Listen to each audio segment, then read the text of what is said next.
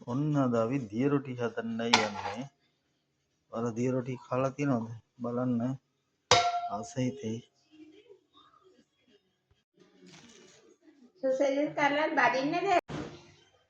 කන්න හටයින.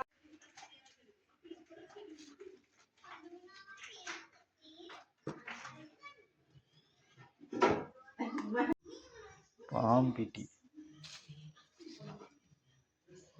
පොල් එකට උඩින් පාන් පිටි දාලා ලුණු ටිකක් දාලා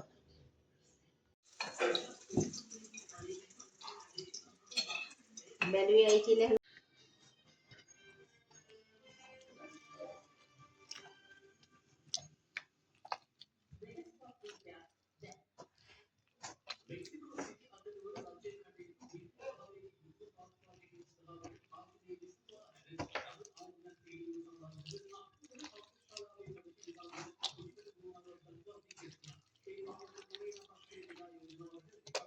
දැන් නම් පදමට ඇවිල්ලා තියෙන්නේ.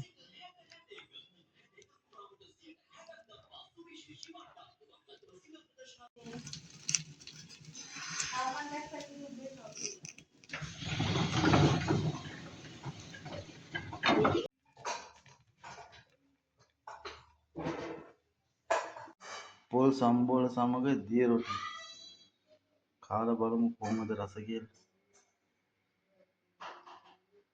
ඔයාලත් හදලා බලන්න.